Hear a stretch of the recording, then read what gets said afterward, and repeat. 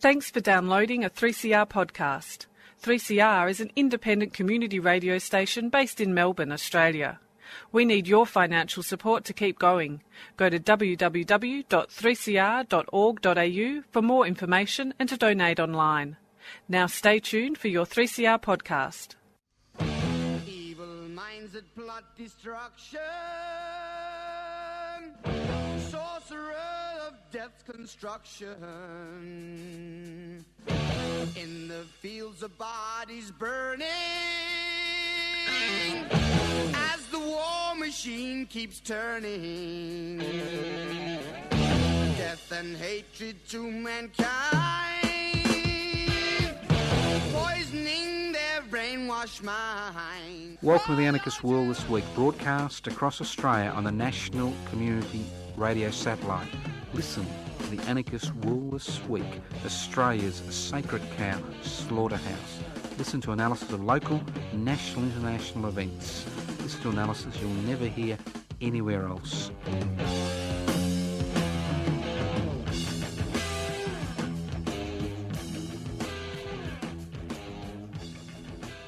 The things you learn from young people, it's just incredible, the things you learn. I cannot believe it. I cannot believe it. As I walked into the studio today, I was confronted by a young person, and I said to them, what should I talk about today? And she said, Joe, there's something I need to tell you. And I said, what's that? And she said to me, do you know there are poor people working in places like Bangladesh in the garment industry and Haiti who have been paid about $1 a day, whose job it is to put tears in new jeans and make them look old so they can be sent to the so-called first world and be bought for hundreds of dollars in shops. And I thought, that's it. That's it. That is the embodiment of capitalism. Everything that's wrong with capitalism. It's not about having an economy which is based on the satisfaction of real human needs, but creating an economy which is based on the satisfaction of artificial needs for the sole purpose of creating a profit, irrespective of the human, social, environmental and national costs. And I thought to myself, this deserves a poster.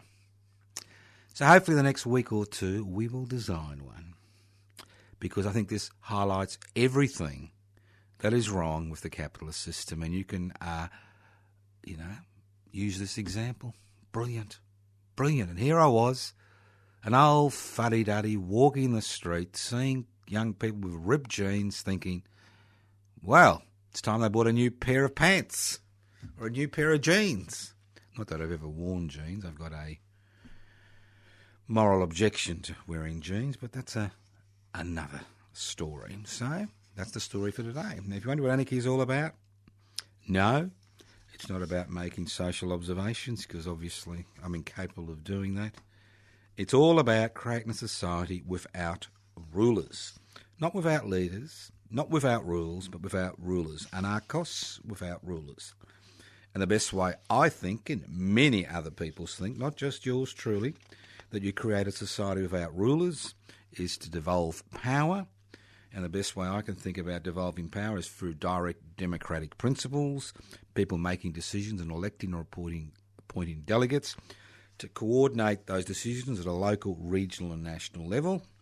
It's a society where wealth is held in common and used for the common good, a society based on the satisfaction of real human needs. Here we have people wearing ripped jeans that have been ripped in some third world country to make a buck for some, a whole plethora of people. And we can't even provide accommodation for every single man, woman and child in this country. Extraordinary. Well, let's move on. Let's pontificate. You like that? Pontificate. The Pope pontificates because the Pope is God's representative on earth. Joe Toscano is his own representative on earth, as you are. We don't need intermediaries to actually tell us how to live our lives, do we? We don't need intermediaries. Now, first of all, I'd like to thank all those people who came to the unveiling of the Tunaminaway Maulbohina monument in Melbourne on Sunday the 11th of September. Great turnout. Very emotionally charged event. And historical occasion. First time in the history of this country there's a major monument been erected by a government authority, the Melbourne City Council in this case, to the Frontier Wars. I'd just like to remind all our regular listeners and irregular listeners and new listeners that at midday on the 20th of January 2017 we'll be congregating, as we have done for the last 12 to 13 years, at the site of the hanging of Tunaminaway Maulbohina at the monument site in order to designate the 20th of January as an Indigenous Freedom Fighters Day. I mean, we've got Anzac Day. Why not have an Indigenous Freedom Fighters Day? Why not the 20th of January now that the monument is there? The date of the execution of Tunaminaway and Maulbohina in 1842. Because, as I said on the day, and as I'll continue to say to the day I draw last breath, which, who knows at my age, may be around the corner.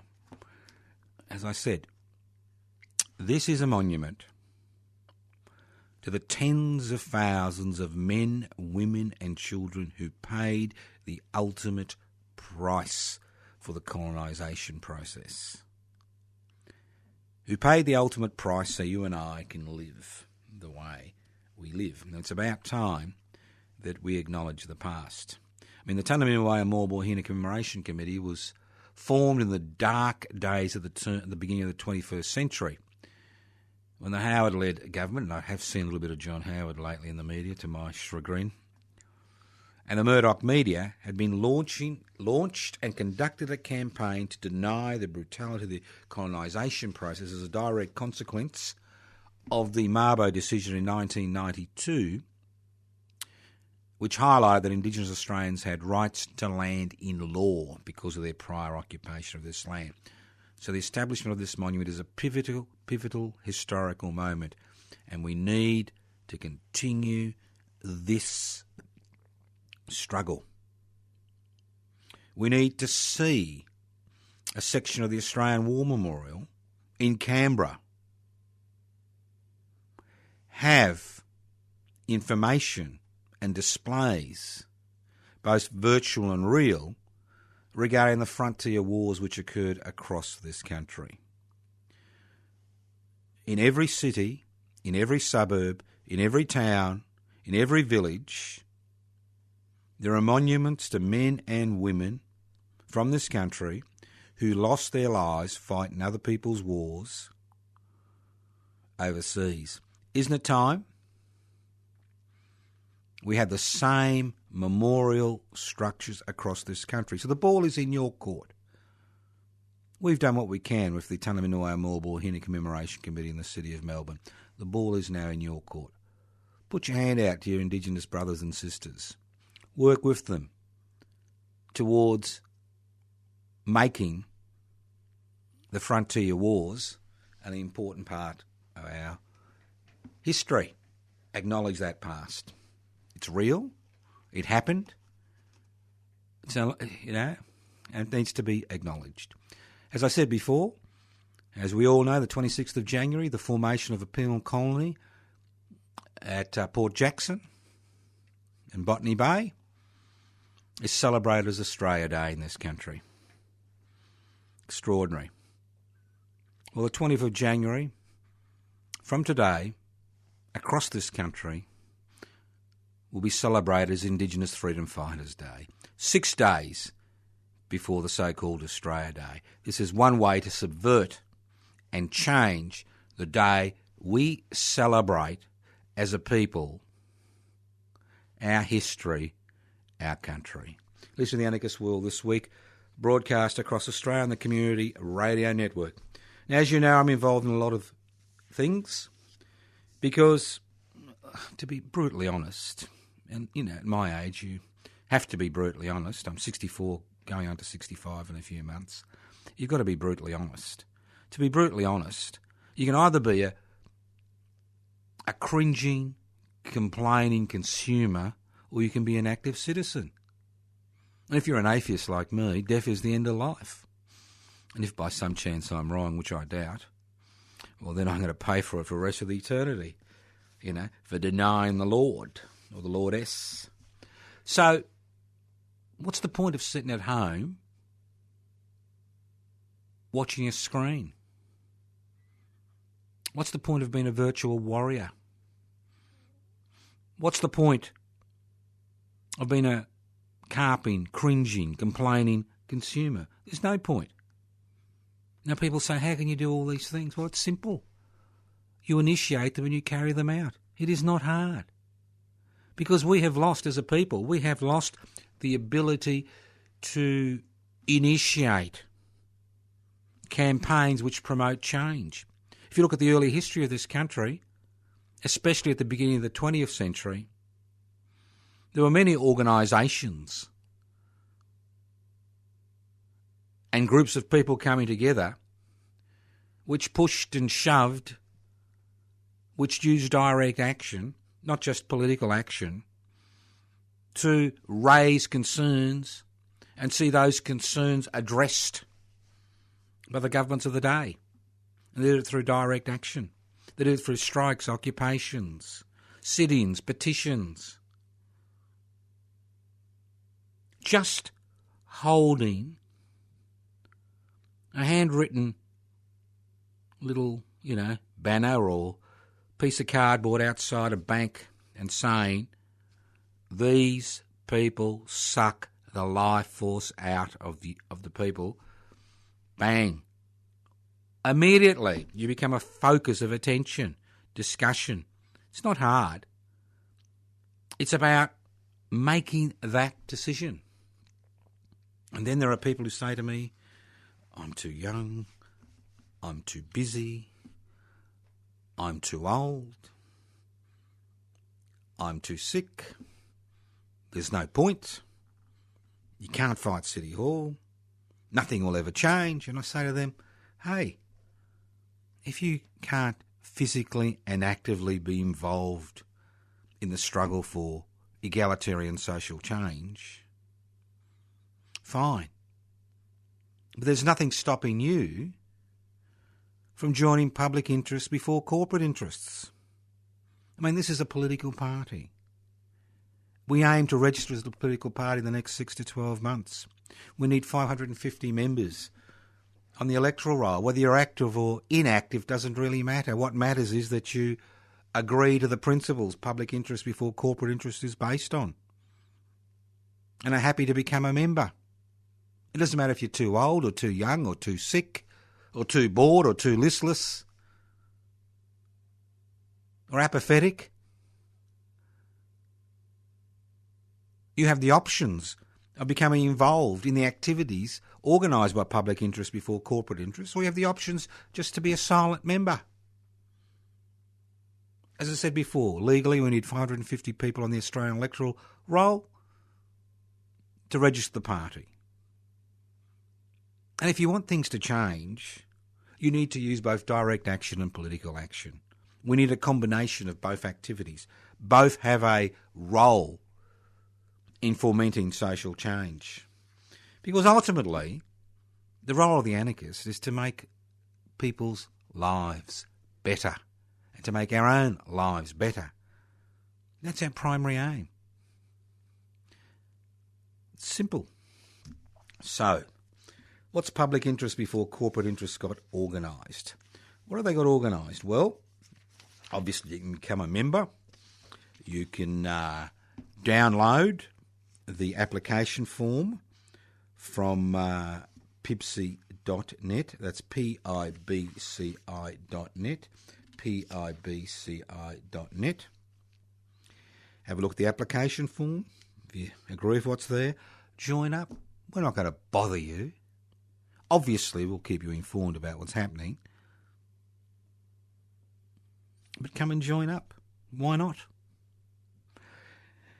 Now, the Hastings-Frankston branch of Public Interest Before Corporate Interests have organised a public meeting. A very simple meeting which should have been organised years ago, which should be organised across this country. Stop the privatisation of public schools. Don't privatise our schools. Our schools are not for sale. Public Forum, which looks at the crisis in Australian public schools. Is education money being spent where it is needed? How overpopulated are our schools? Funding for future schools? Why are educational outcomes not improving? And this community meeting won't be held, in the centre of some major metropolis. It's held at the Seaford Community Centre, Station Street in Seaford. Put this in your diary. At 1:30 to 4, all right, good discussion, 2.5 hours of solid discussion. Tea and coffee available. On Saturday, the 2nd of October, 1:30 to 4:30. And the guest speaker is Jean Eli, who's well known, as a foundation member in 1964 of the Defence of Government Schools, the Australian Council for the Defence of Government Schools. So, think about it. Put it in your diary. Join the discussion. Can't make it? Give them a ring. See if they can organise something in your part of the world. 0458 141 071. Simple. Turn up on the day, and I'll keep advertising it over the next few weeks because it's an important community forum. Come along. Join Pipsy. Think about it. All right, listen to the Anarchist World this week on your local community radio station. As I said, it's about people taking initiative. I'll give you an example. On the same day, 1st of October, on the same day, I've been involved in a little group called the Reclaim the Radical Spirit of the Eureka Rebellion Celebrations Group since 2002. And regular listeners to the program know that the major thing we do is we organise celebrations which are held in Ballarat from 4 a.m. to 10 p.m. on Eureka Day, the 3rd of December. And they're basically held to highlight the central elements of the Eureka Rebellion. The central elements of the Eureka Rebellion isn't a revolt about a miner's licence or even revolts about parliamentary democracy. The central elements of the Eureka Rebellion, I've done a little booklet on this, which I'm happy to share, are direct action, direct democracy, solidarity. Think about it. Think about it. So, over the last 14 years, we have been unsuccessfully lobbying the Ballarat City Council to do three things, three simple things. Fly the Eureka flag on the main flag bowl on the Ballarat Town Hall on Eureka Day, the 3rd of December. Declare the 3rd of December Eureka Day as a public holiday in Ballarat to allow the people of Ballarat to celebrate a story that is pivotal to Ballarat's community, social, cultural and financial future. And 3, to work towards the passage of federal legislation that recognised the Eureka flag as an official Australian flag. Well, as you would know, to date, we've had no success. Nil. So I thought this year, we're having council elections in a few weeks. Nominations open on the 15th of September if you're thinking of actually standing in the Victorian council elections. Nominations close on the 20th of September. And then I expect that ballot papers will be sent out. Most councils have postal ballots will be sent out at the end of at the beginning of October. So what we've decided from the Reclaim the Radical Spirit of the Eureka Rebellion celebrations on the same day has the PIBC people organising the education privatisation meeting at the Seaford Community Centre. That's the 2nd of October. We'll be sending an invitation to every candidate in the Ballarat City Council election to come to a Meet the Candidates public forum between 1pm and 3pm on Sunday the 2nd of October. That's Sunday the 2nd of October at Ballarat Regional Trades and Labour Council at 24 Camp Street in Ballarat. Let's put them through there. Let's see how many accept the invitation, and then let's put them through the motion of seeing what their ideas are regarding the role of the Eureka Rebellion, not just in the city of Ballarat, but the rest of the country, how important this is. And just to remind you, we are organising celebrations once again for the 3rd of December, which is a Saturday this year. That's right, the 3rd of December is a Saturday. So I encourage you to come. You don't have to ring anybody. It doesn't cost you anything. You have to get to Ballarat. No, we don't organise buses. You've got to make your own way there. You can do it. Starts at 4 a.m. at Eureka Park. Ends with a Eureka dinner and speakers. Again, over the next few weeks, we'll be able to highlight the venue and speakers. But put it in your calendar. Saturday, 3rd of December, come along. And if you want to see what the people who put up their hands to stand as representatives for the city of Ballarat and what their opinions are regarding these 3 questions, come along to the public meeting, Meet the Candidates public meeting at 1 to 3 p.m. on Sunday the 2nd of October at Ballarat Regional Trades and Labour Council. As I keep telling you, you can organise these things. It is not difficult. I'm not going to bore you with other activities that we've got organised. Obviously, there's plenty more. I mean, we don't see the end of the year as the end of political activity and social activity for the year. And we've also got Peter Norman Day, which is Sunday the 9th of October. And guess what? At the same time, well, between 1 and 4 p.m, it's also 3CR Open Day. So you go to Peter, if you are in Melbourne on that day, you go to the Peter Norman Human Rights Day gathering at midday, and after that you can wander around down the road to 3CR, the community radio station this program is being broadcast on via the community radio broadcast from, not on, I'm not on the bloody roof, broadcast from via those friendly folk at the community radio network. All right, you can wander down and open day, have a look, meet the staff, meet the volunteers, see what it's all about. Okay, let's move on. This is the Anarchist World This Week, broadcast across Australia on the Community Radio Network. And why do I spend so much time, giving you information about activities that we're involved in, that we're organising, that we're pushing? Simple. Because don't expect the government gelded ABC or the corporate-owned media to give us a free kick and actually highlight what we are doing. They're not going to do it. I mean, the privately owned media is there to make a buck. They don't give a shit what type of garbage comes out of the mouth of their presenters and what type of garbage they present on a daily basis, whether it's half-truths or no truth at all. It's irrelevant. It's about the advertising dollar.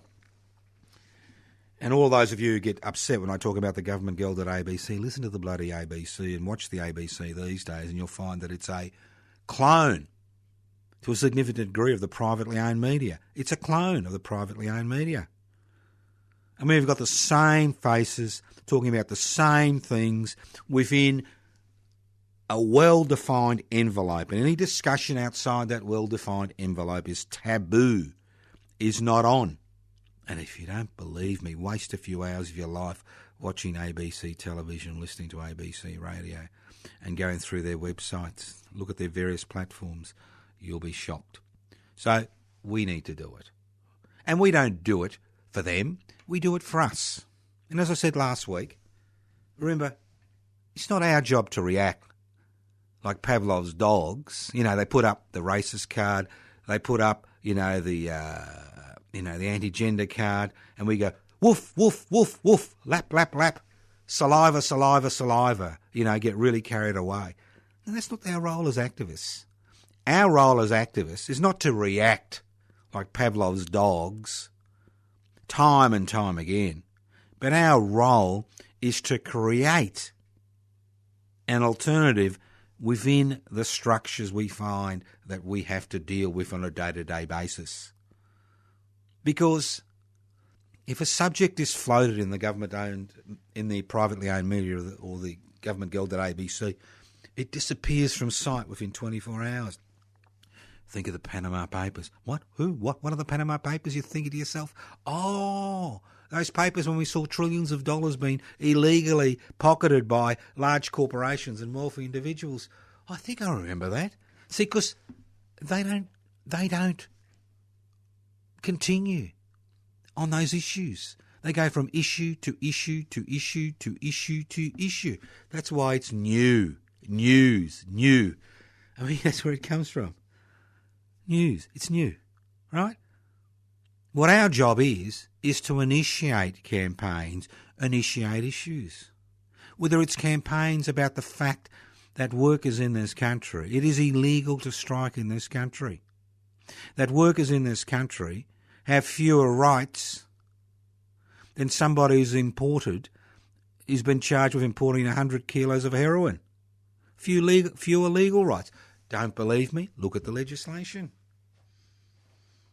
I mean, we've got trade unions who've become impotent. And they become impotent for two reasons. One, we've had the globalisation, privatisation, deregulation, corporatisation revolution, which has seen huge amount of legislation being passed through Parliament, which is designed to break the collective bargaining ability of workers who come together in trade unions or workplace organisations. We've seen the criminalisation of legitimate political action on a worksite. We've seen the introduction of part-time labour, private contracts, and the list goes on and on. We've seen union membership plummet in the private sector and decrease in the public sector. And we see continuing attacks, as we'll see in Parliament the next few months, when Mr Turnbull gets his act together and tries to pass through the new, building legislation, which further criminalises building workers in this country. You can see how little scope there is for movement.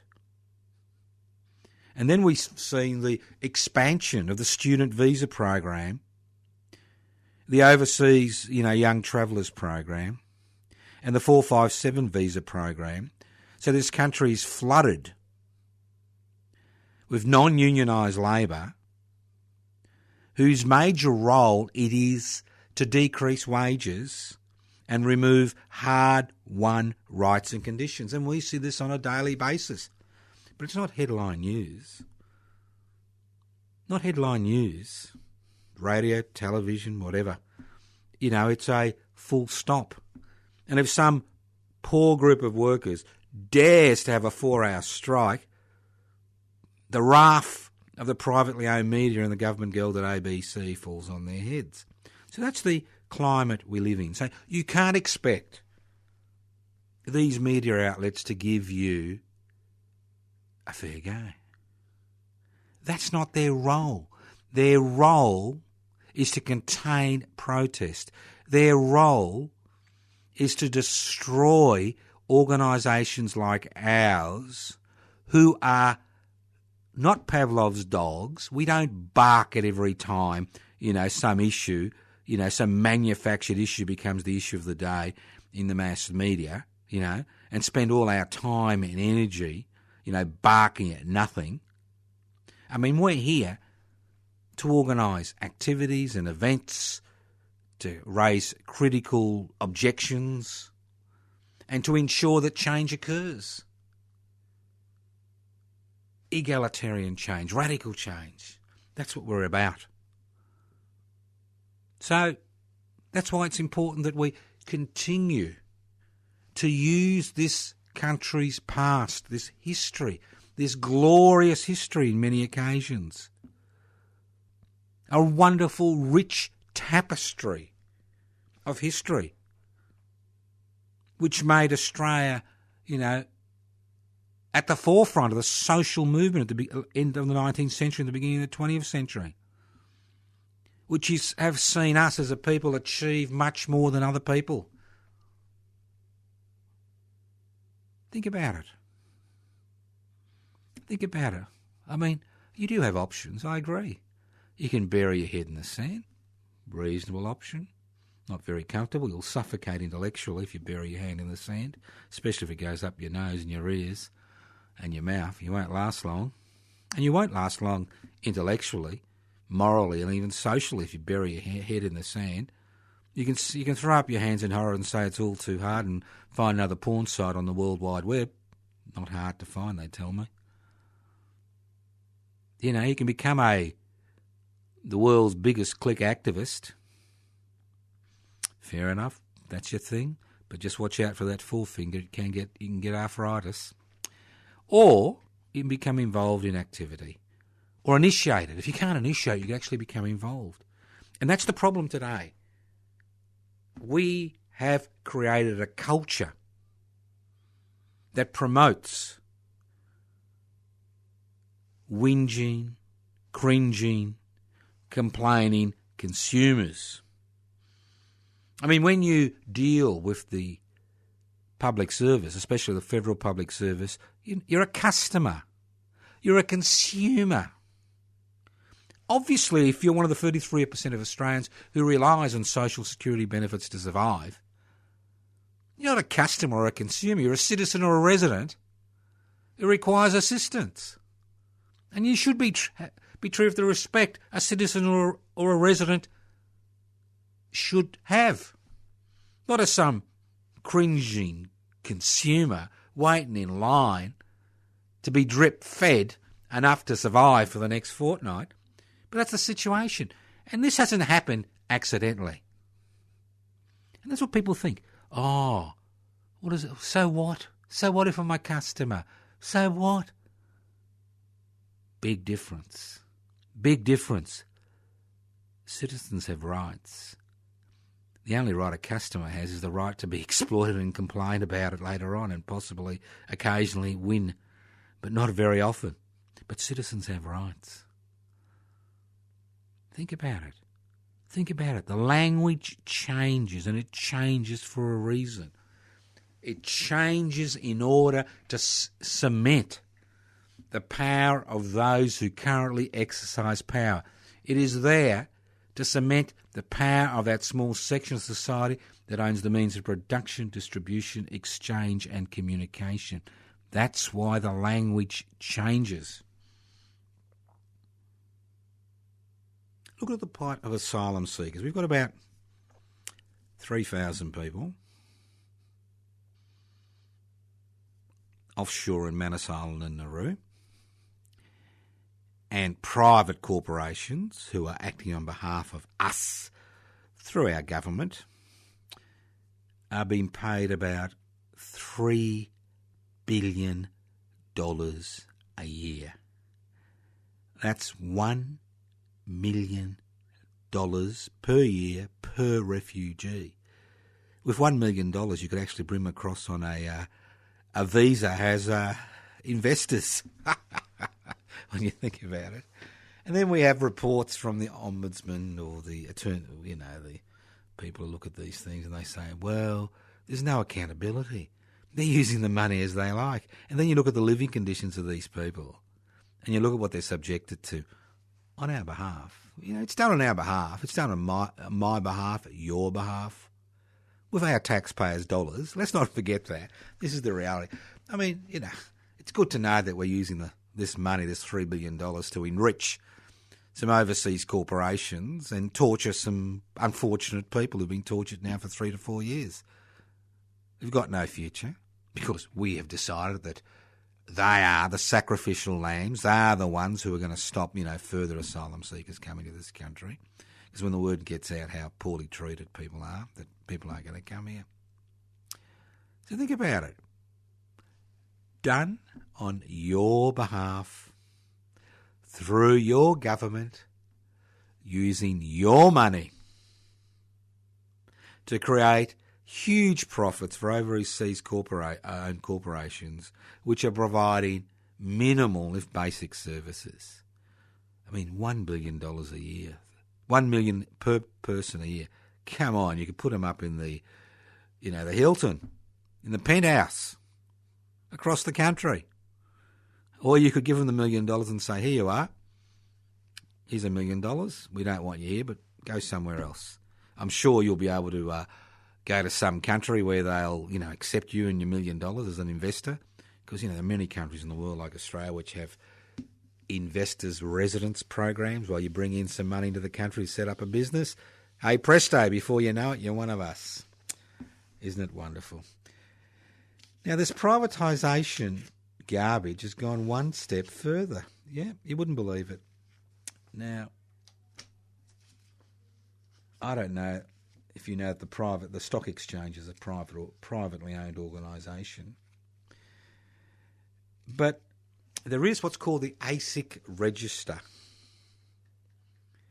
which the public owns. And this is where companies have to give us a little bit of information about their activities, which we can register, which we can actually access, like who's on the board, maybe how much they earn, where profits go. Yeah, a little bit of information in the public domain. You can access it. And a lot of reporters, our friends in the government-owned, in the government guild at ABC and the corporate-owned media, use this information to actually give us a little bit of a sniff, a little bit of an insight into how those who wield power, those who determine parliamentary policy, not the parliamentarians, but a small section of society that owns the means of production, distribution, exchange and communication, how they're faring, what's going on. Well, guess what? The ASIC register is now going to be privatised, sold off. And that means that information will no longer be freely available to people.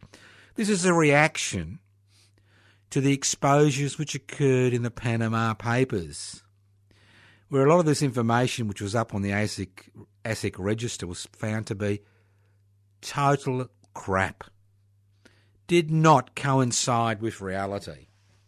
So what they're going to do now is their friends in the Liberal National Party, and possibly their friends in the alternative Liberal Party, commonly known as the Australian Labor Party, the ALP, they're going to privatise the ASIC register so we can't get access to that information.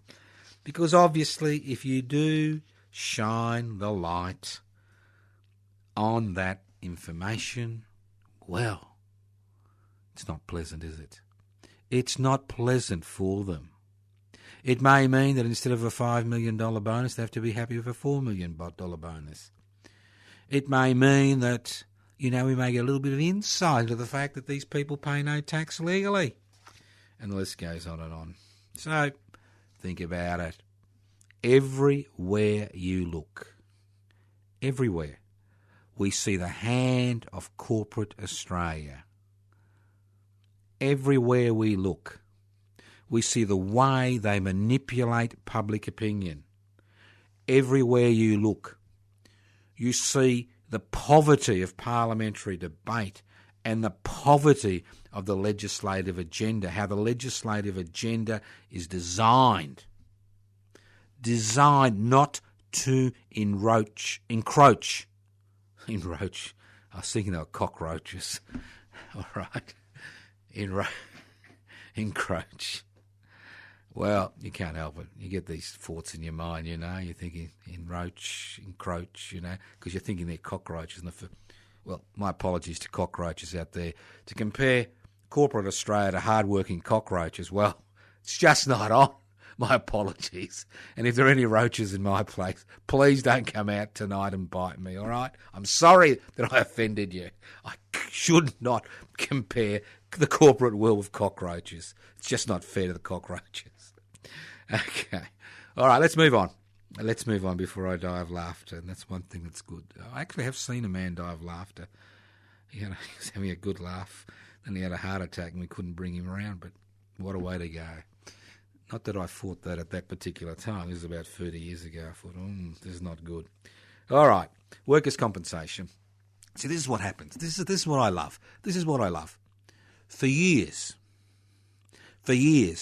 activists have been saying, especially those that deal in workers' compensation, that there is something wrong with the system.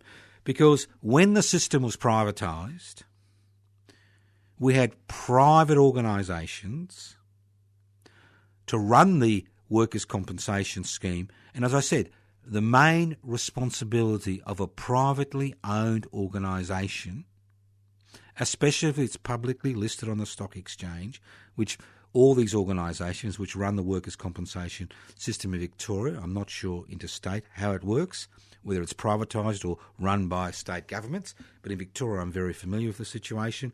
You have their major commitment is not to the workers that are injured.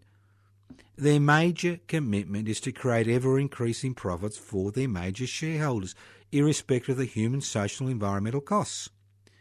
And finally, the day before the Workers' Compensation Ombudsman presented her report to tell us how difficult it is in complex cases. And you would think that if it's a complex case, that is the case you need to put more resources into. How workers' compensation companies, especially one company which is called CGU, that's right, CGU, and if you don't believe me, have a look at the front page of the Sunday Age on the 11th. It could have been the Age on the Saturday, I'm not sure.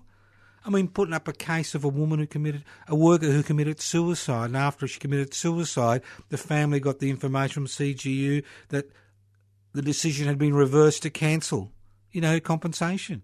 And we hear these cases all the time. We hear people who are being trod on, exploited through life insurance schemes, through workers' compensation schemes, through these schemes which are being run by corporate Australia, and you see them every day on bloody television, advertising their wares, telling us you need funeral insurance, accident insurance,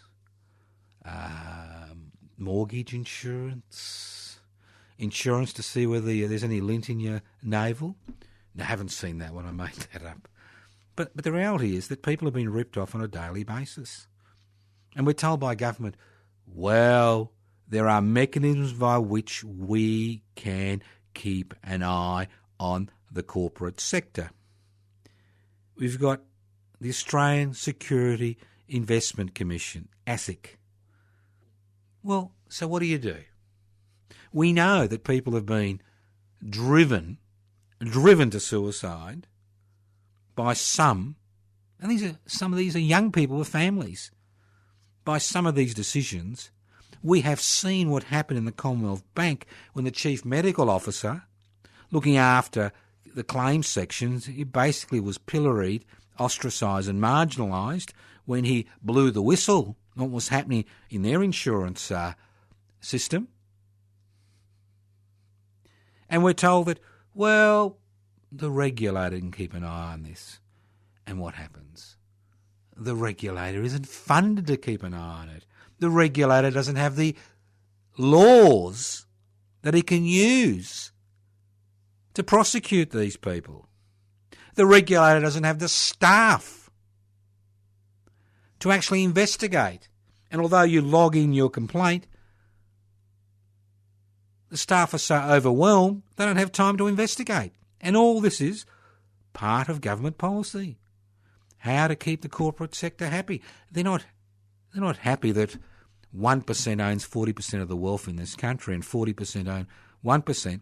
They're not happy about the fact that they pay voluntary taxation in this country, that we've got huge corporations like Chevron, a multi-billion-dollar corporation, paying $245 tax legally, or people like Rupert Murdoch, through News Corporation, getting $846 million tax refund in 2013 while sending billions of dollars offshore. And I could list them. IKEA, 2% tax. Google, Apple. I would go on and on and on and on and on and on. I could fill up 24 hours telling you about the 1,500 major corporations, 1/3 of which paid no tax legally last year. And the great thing is, they do it legally because the laws aren't there. And then we see the Turnbull-led government beating itself in the chest and saying, we have a budgetary emergency. And I agree. We do have a budget emergency. But that budget emergency is not related to the fact that people, exist on social security benefits. That budget emergency, which says there is no money for public health, which says there is no money for public education, that public emergency, that budget emergency, is directly related to the fact that corporate Australia legally pays no tax in this country. And when a few months ago I ran that campaign in the electorate of Dunkley, right, in the federal election as an independent, and put up a few ideas with a budget of less than $3,000, which came out of my pocket, trying to raise this issue in that electorate, just as a test case. What happens? Minimal support. 1.31% vote. 1.31%. 1,131 people voted for me. Well, 80% of the electors voted for the Liberal National Party and the Labor Party. Extraordinary. Just extraordinary. But that's the state of the nation, because people are not thinking in that way. They think it's those bloody people in that housing commission flat that are making my life a misery. It's those bloody single parents that are making my life a misery. It's those bloody people on the New Start allowance which are making my life a misery. And the list goes on and on. It's those bloody Muslims which are making my life a misery. It's those bloody people living under the bridge down the road which are making my life a misery. That's why my kids can't get a good education or get a job or get health care when they need it. Well, mate and mateesses, that's not the problem. You know what the problem is? It's those bloody politicians who are in the pockets of those bloody corporations who ensure that no legislation ever goes through Parliament, which actually puts the public hand in their pocket and drags out the loose change. A 1% tax, a 1% tax on turnover, a 1% tax on financial transactions, a 1% tax on the stock market turnover, and denying businesses with a turnover of more than $5 million the luxury of claiming the GST as a tax deduction would raise $450 billion per year in extra taxation to more than cope with the social security needs of people in this country. And why do you call it social security? Because by looking after the basic needs of people who are not in a position to look after their needs at a particular point in their lives means there is security for each and every one of us. So you don't have to step over homeless people or be worried about people invading your home or put a baseball bat under your bloody bed because you're worried about a home invasion, or being concerned about being, held up in the streets. That's why it's a social security system. You destroy the social security system, you increase crime. Why do you think this penal colony was established on this continent in 1788 by the British government? Because they had no social security system and a huge number of people had to resort to crime. And irrespective of the draconian nature of the punishment, whether you hung them, drawn and quartered them, sent them, to penal colonies overseas, that crime continued to increase until a social security system was introduced. So think about it. $450 billion. Enough money for public education, enough money for public infrastructure, enough extra money to ensure that Medicare reverts back to what it was, a universal public health insurance system which pays for most of the medical costs people incur when they need to see a privately owned doctor. More money for public hospitals. It doesn't take a revolution. It doesn't take blood in the streets. All it takes is a simple act of Parliament. And not one of the major political parties are willing to move in that direction because as far as they're concerned, with the smaller parties, especially the crossbenchers in the Senate, it's the fault of the other. The other. The refugee, the migrant, the Muslim, the Aboriginal, the Torres Strait Islander. It's all the people on social security benefits, those people in housing commissions, flats and houses. It's the other that's at fault. And the bigger parties are married to the corporate sector. Forget about the marriage equality plebiscite, which is dead in the water. They are married to the corporate sector. They don't care what gender they marry. It's the colour of the money which is important. The brighter the notes and the more the notes, the more pleasant the marriage. And that's what we've got. We've got a marriage of Parliament, the major political parties and the corporate sector and the ring boy and ring girl, that's the crossbenchers in the Senate who think the other is the problem. And that's why it's essential that we create this third political movement in this country. Public interest before corporate interest. Not just a political party, but a social, political and cultural movement. Public interest before corporate interest. And part of that campaign is to register public interest before corporate interest as a federal political party so we can actually become involved in that process and raise issues of concern which no other political party is willing to raise. So I implore you, join us. Become a member. I'm the convener and secretary of Public Interest Before Corporate Interest. Become a member. Go to the website, pipsy.net. Download the application form. Do it today. Haven't got a computer? Ring me on 0439 395 489. 0439 395 489. Leave a contact name and address and I'll send you out the material. Haven't got a phone? Got a stamp? Write to us at Post Office Box 20, Parkville 3052. Interested in further information? Go to the website anarchistmedia.org.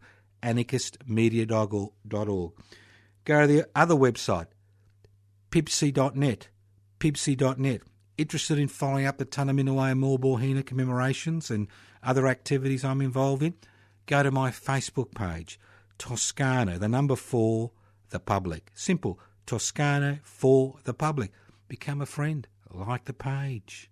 Tell your friends, tell your enemies. It's us working together which will change things. Not working apart, but working together. It's you and me and other listeners and other people on the web and other people involved working together that will change things. Join public interest before corporate interest. Do it now. No excuses. Ring us up. Email us. pipsy.net. Go to the website. Download the application form. You can email me at anarchistage@yahoo.com or pipsy, info@pipsy.net. Thank you once again for listening to the Anarchist World This Week, broadcast across Australia via the Community Radio Network.